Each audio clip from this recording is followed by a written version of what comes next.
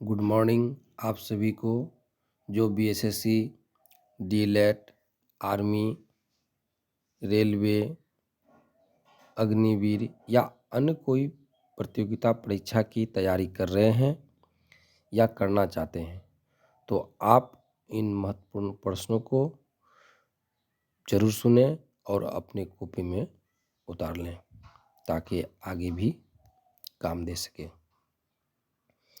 तो मेरा पहला प्रश्न है, शेरशाह का मकबरा कहाँ निर्मित है? जैसा कि आप जानते हैं, शेरशाह एक महान शासक थे और उनके मरणोपरांत जो मकबरा बना वो कहाँ स्थित है? ये है सासाराम में। आंसर मैं इंडिकेट करता हूँ, ये सासाराम में है। दूसरा प्रश्न है, महात्मा गांधी सर्वप्रथम किस आंदोलन में भाग लिया था? तो महात्मा गांधी सर्वप्रथम चंपारण में भाग लिया था, चंपारण किसान आंदोलन में। अगला प्रश्न है, विश्व भूमि दिवस कब मनाया जाता है? तो विश्व भूमि दिवस 22 अप्रैल को मनाया जाता है। अगला प्रश्न है, RBC red blood cells, RBC कब्र किसको कहा जाता है? आरबीसी कब्र किसको कहा जाता है? आंसर है प्लीहा को। अगला प्रश्न है, किस ग्रंथि को मास्टर ग्रंथि कहा जाता है? किस ग्रंथि को मास्टर ग्रंथि कहा जाता है? तो आंसर पीयूष ग्रंथि को मास्टर ग्रंथि कहा जाता है। अगला प्रश्न है, बीरबल का असली नाम क्या था? बीरबल का असली नाम महेश दास था। अगला प्रश्न, किस ग्रह को शाम का तारा तथा भोर का तारा भी कहा जाता है? शाम का तारा तथा भोर का तारा कहा जाता है। तो आंसर होगा शुक्र को शाम का तारा और भोर का तारा कहते हैं। विश्व पर्यावरण दिवस कब मनाया जाता है? विश्व पर्यावरण दिवस कब मनाया जाता है? बहुत ही इम्पोर्टेंट क्वेश्चन है ये 5 जून को मनाया जाता है। अगला प्रश्न है, सिकंदर का सेना ने किस नदी के आगे बढ़ने से इनकार कर दिया था? मतलब कि वहाँ से सेना उनका घूम गया था। तो इसका आंसर है ब्यास नदी।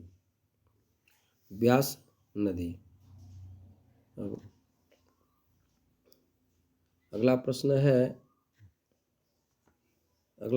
है चमगादड़ किस प्रकार का प्राणी है? चमगादड़ ये स्तनधारी प्राणी है।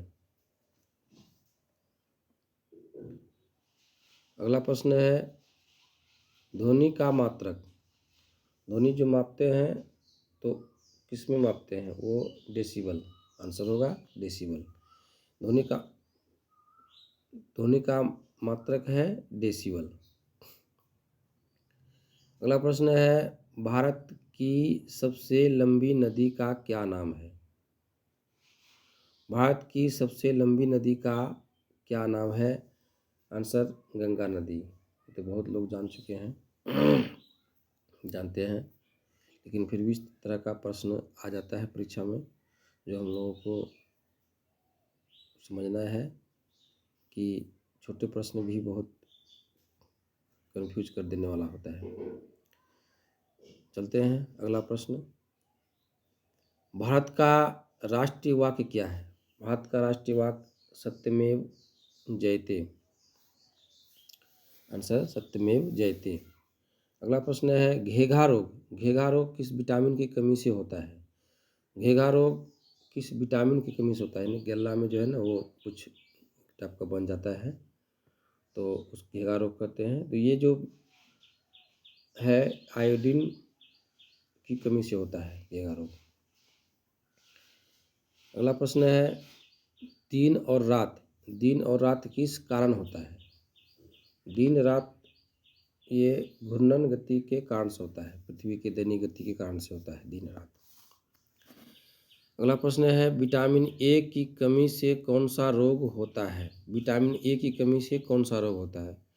तो विटामिन ए की कमी से रतौंधी होता है। रतौंधी एक बीमारी है जो कि होने पर ये कभी दिन में या रात में दिखाई कम पड़ता है ना। रात का भी रतौंधी होता है, दिन का भी होता है।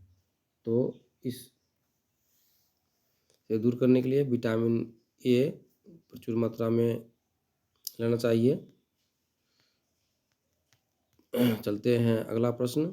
कालिदास, कालिदास का नाम सबको सुने हैं। तो प्रश्न है कि कालिदास किसके दरबारी कवि थे? किसके दरबार में वो रहते थे? किसके किस शासक के? तो ये विक्रमादित्य के दरबारी कवि थे। अगला प्रश्न है महात्मा गांधी। महात्मा गांधी का नाम सबको जानते हैं, कितने महान थे वो।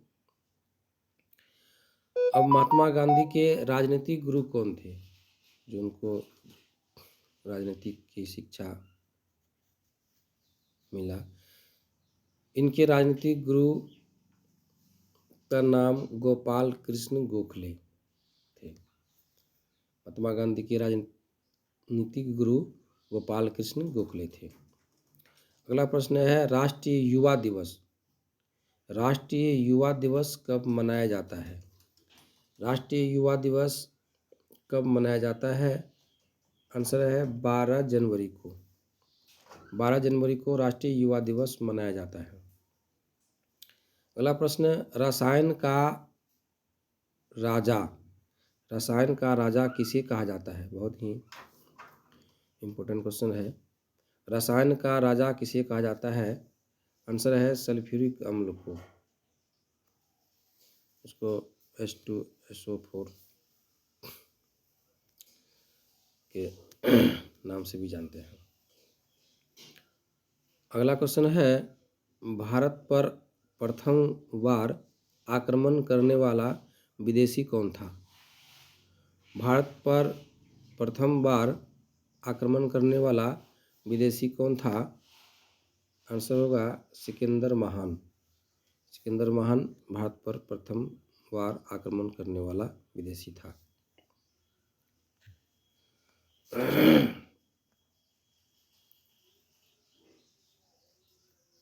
अगला प्रश्न है मानव शरीर की सबसे बड़ी कोशिका तंत्र कौन सी है? मानव शरीर की सबसे बड़ी कोशिका तंत्र है आंसर तंत्रिका तंत्र। तंत्रिका तंत्र कोशिका जो है मानव शरीर की सबसे बड़ी कोशिका है। ये बहुत महत्वपूर्ण प्रश्न है, कई बार पूछा है और बार बार पूछता भी है। अगला प्रश्न है स्पीड पोस्ट। जो हम लोग डाक द्वारा करते हैं। स्पीड पोस्ट सेवा की शुरुआत कब हुई थी? स्पीड पोस्ट सेवा की शुरुआत कब हुई थी? आंसर है 1986 ईस्वी में। 1986 ईस्वी में स्पीड पोस्ट सेवा की शुरुआत हुई थी। अगला प्रश्न है लोधी वंश। लोधी वंश का प्रथम शासक कौन था? लोधी वंश का प्रथम शासक था बहलोल लोधी। ये बहुत इंपॉर्टेंट प्रश्न है। लोधी वंश का प्रथम शासक था बहलोल लोधी। अगला प्रश्न है चेचक। चेचक बीमारी किसके कारण होता है? चेचक बीमारी किसके कारण होता है? ये आंसर है वायरस के कारण। तो शरीर में पूरा फोड़ा फोड़ा टाइप का बन जाता है, तो चेचक बीमारी ये वायरस से होता है। अगला प्रश्न है टमाटर में लाल रंग किस कारण होता है? टमाटर में टमाटर जो लाल हो जाता है वो किस कारण होता है? तो लाइकोपिन के कारण से टमाटर जो लाल रंग हो जाता है। अगला प्रश्न है बिहार का शोक बिहार का शोक किस नदी को कहा जाता है? बिहार का शोक कोसी नदी को कहते हैं। बहुत इंपॉर्टेंट प्रश्न है ये, बार बार पूछता है। अगला क्वेश्चन है गलसुआ रोग। गलसुआ रोग किस कारण होता है? गलसुआ रोग किस कारण होता है? तो गलसुआ रोग होता है विषाणु के कारण,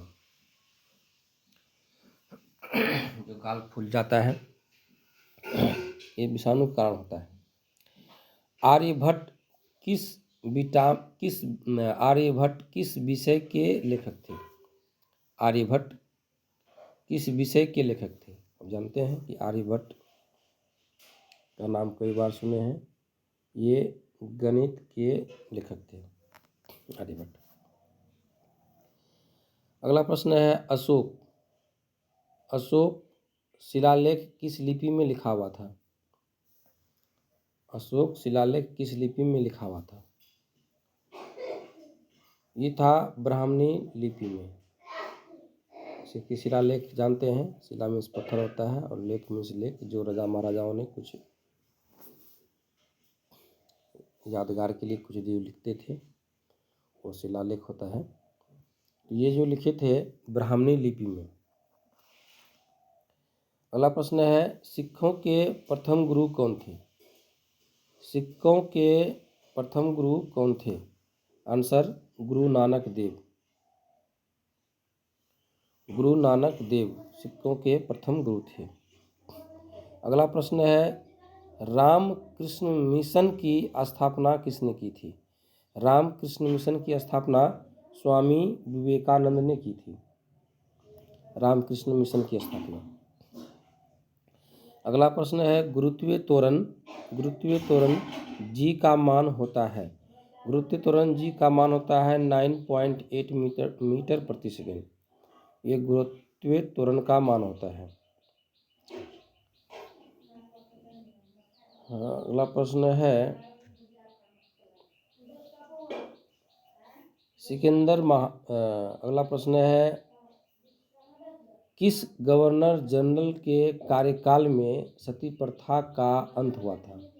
किस गवर्नर जनरल के कार्यकाल में सती प्रथा का अंत हुआ था? तो आंसर है विलियम वेटिक। विलियम वेटिक के शासनकाल में सती प्रथा का अंत हुआ था। अगला प्रश्न है सिकंदर महान भारत पर कब आक्रमण किया था? सिकंदर महान भारत पर कब आक्रमण किया था? आंसर है 326 ईस्वी पूर्व।